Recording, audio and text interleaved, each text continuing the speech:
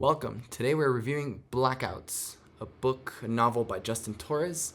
It is actually the winner of the National Book Award for 2024, so congrats to you, Mr. Torres.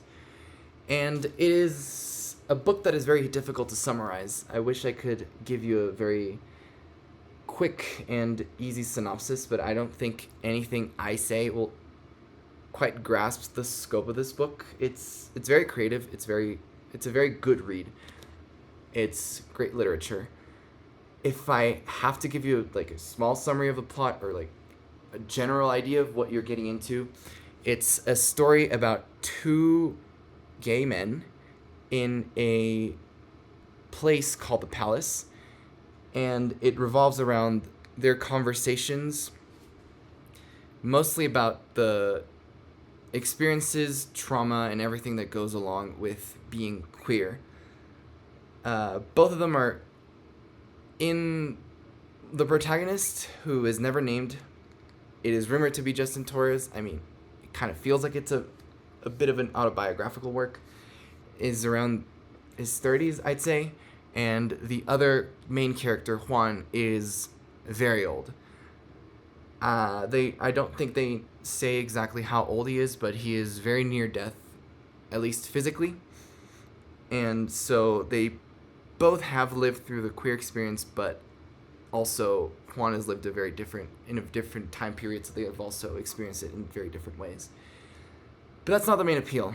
The main appeal is that there is this mysterious textbook called Sex Variants that is about it's a clinical study of a bunch of different people who are homosexual.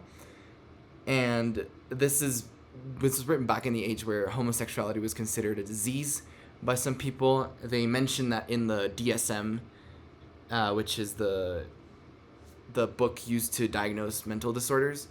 Back then, when the book was written, was still including homosexuality as one of the disorders, so it's a very old book.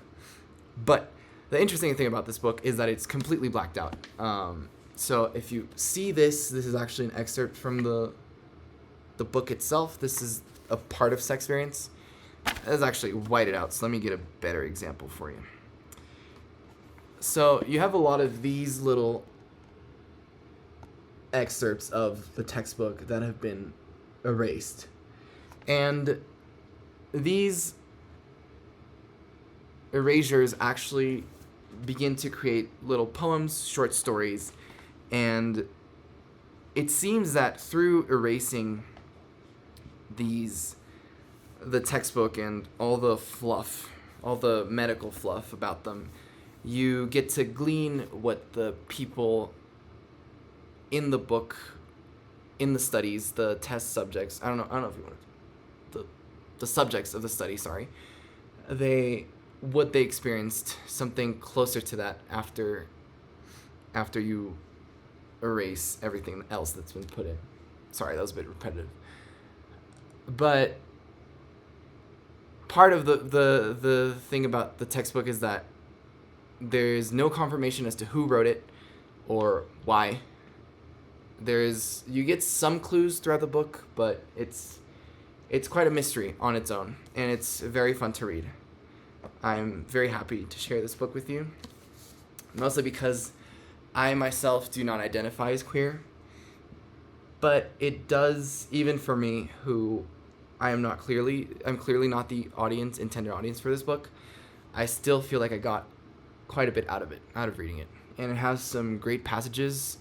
Justin Torres also uses some very nice words, and I like the concept and the execution of the Blackouts themselves.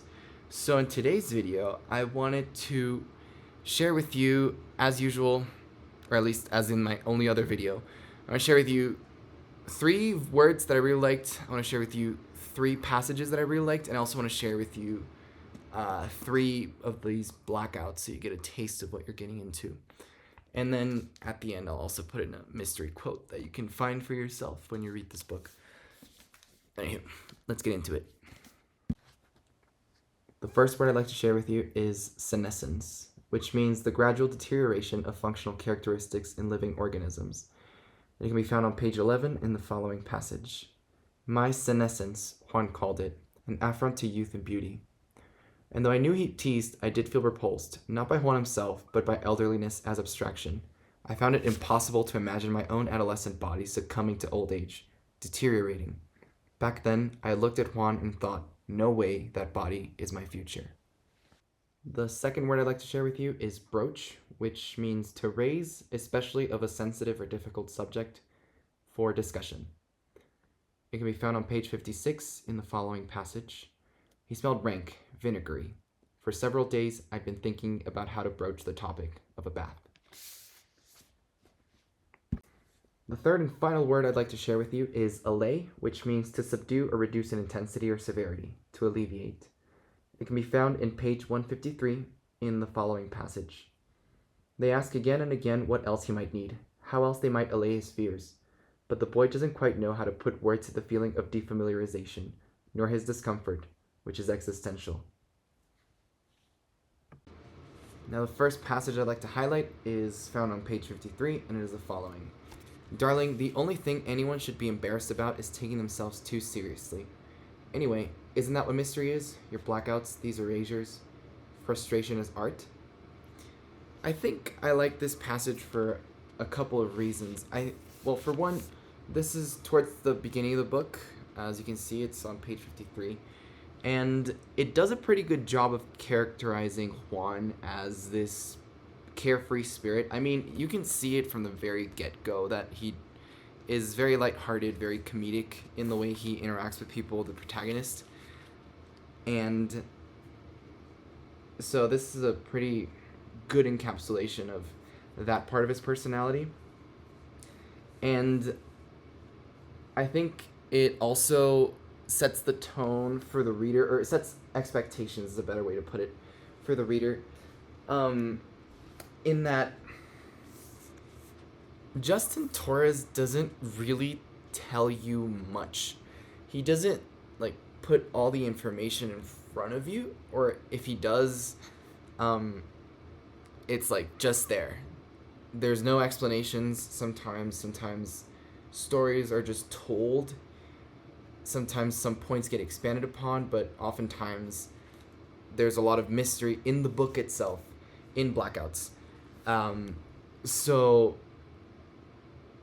it's also setting the expectation that you shouldn't want everything resolved in this book, because it's not going to happen. There's a lot of open questions. There's a lot of threads that, in a good way, aren't quite concluded. So I'd say that is also a pretty good part about it. And of course, it also addresses the question of was it Juan who made these blackouts? And according to Juan, it wasn't him. It could be. I don't think so. According to Juan, it was found somewhere in the palace. He just found it there, and he started reading it. But I like it too because it creates even more mystery around these infamous blackouts. And I like the concept also of frustration as art, especially because the whole... Minor spoilers, by the way, not too much about the thing, but the book itself or the plot. But when you read more and more Blackouts, you start to see that the textbook sex variance, the one that is, crossed out the whole way through, is a work of erasure. So it's originally compiled by Jan Gay and her interviews, but then as the project progresses and it's on the stages of getting published, it goes through a couple different hands that end up changing the stories and the contents of the book a little bit more. So in a way, the stories of the queer people interviewed and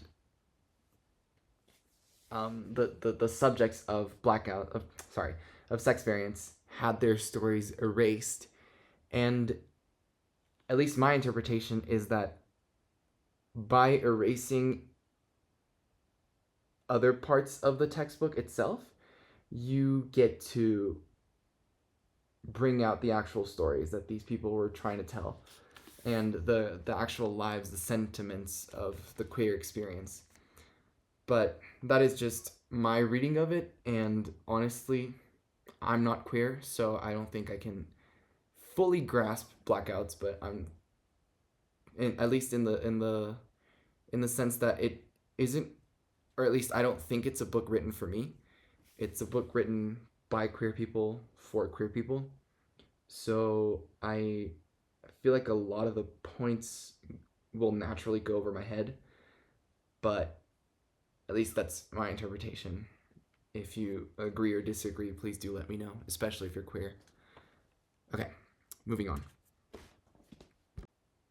The next passage I'd like to share with you is found on pages 204 and 205, and it is the following. No, redirect. Don't overly fixate on the so-called moral failings. You'll meet with drinkers and petty criminals, dope users, and some will be low and some will be high society folk. All will have been living with secrets.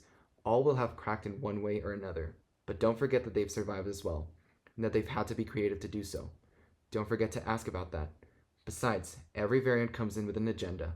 If I'm willing to speak so freely about my drinking, it may well be because I don't want you poking around into something else. Try again.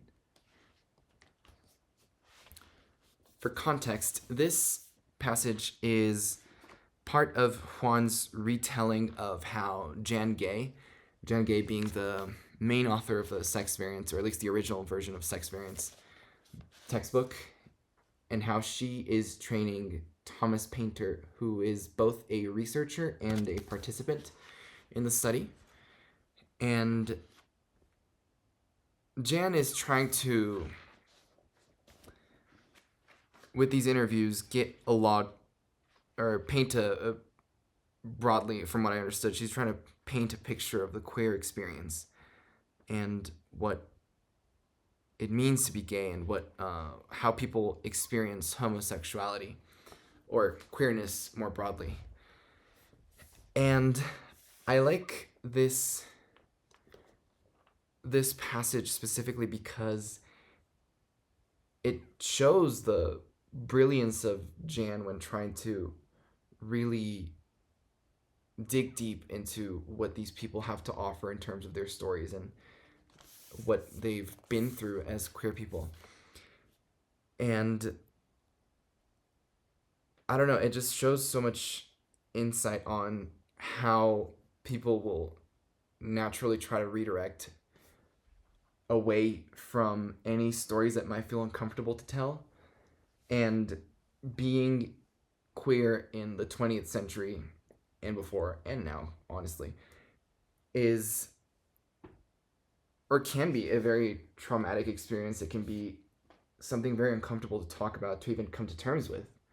So her being so aware and making it so clear to Thomas that some stories won't get told unless you truly search for them and try to see past people's defenses that they put up whenever they're trying to hide something from you, or whenever they don't want to share something that might make them uncomfortable. So I like that. I like that it very concretely shows how some people most people do mislead, I don't know if that's the right word, but redirect the conversation to easier topics that might not quite be what you're searching for. So you have to try again. If you truly want to get to know someone's story, you have to know how to ask the right questions and know when you're being told the right answer and when you're not being led away from what you're actually searching for. The third and final passage I'll share with you today is the following. It's found on page 278. My sister, you see, unlike mother, had only ever known the little slum where our family lived. A divided house, cramped rooms, the kitchen and bath shared with other families. She watched our mother move through it all with dignity, and she thought the source of that dignity lay in the clothes themselves, the fine things, which our mother had been selling piecemeal over the years. She didn't realize that Mother acted dignified because she had been treated with dignity her whole life until she met Father. So this is quite the shocking quote for me, mostly because it's it shows how people can be misled with how they perceive value in life, in different aspects of life. So the sister sadly has no point of reference of what dignity or where dignity comes from. She clearly hadn't been told by her mother, or at least hadn't been made to feel that she should act with dignity because she deserves to act with dignity because she's just there. The way the mother was treated sadly did not apply to the sister. And well, how could the sister know any better, right? I mean, if you don't if you haven't been told, if you haven't been treated a certain way, how would you know to expect that? It's just sad, um, but it definitely sticks with me after reading this book that sometimes people just expect what they've been accustomed to, and sadly, if they've never experienced something good, something that they deserve, they have a right to. At least to me, everyone should, you know, have the right to act with dignity and to carry themselves with dignity. But if you've never been shown that you are worthy of that you do deserve it, then you might just go about your life thinking that that comes from something else that you either can't have or is something that's kind of out of your reach and that will actually just make you value the wrong things. I'm rambling a little, so I'm gonna stop right there. But I hope you get the message, and I hope you get why I like this so much. The first blackout I wanted to share is found on page 22, and it goes as follows. Homosexual cases. Jose has felt Jose's desire alienate Jose. Jose will emancipate himself. Jose is an attractive young man, lithe body and Latin blood, provocative desire. Jose is also pursued by men. They go for him wherever he goes. Jose is beside himself and does not know what he will do. Respite Jose. Jose might as well do as he wishes. The next blackout is found on page 90, and it goes as follows. Case studies. I don't make the effort. Under the skin, masculine pride. A perverted maternal complex. I don't like babies. They are very tiny, like bugs. I am more than the average lesbian. I never sleep. I love Turkish baths, the steam and confusion, the horrible-looking bodies, cheap wine, and harlots. It feels good to have my stomach massaged. When people talk about homosexual geniuses, I think everybody under the table. I take a teaspoonful of beer, sink through the earth. I can't sleep. The other night, I was in an operating room where a peasant woman was having her legs amputated. Pleasant women.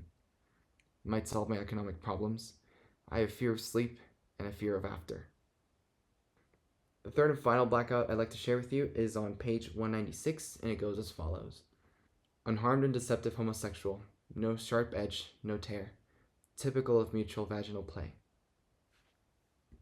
Before I give my review, I wanted to give a mystery quote that I will not tell you the page of, nor give any context to, nor explain why I like it.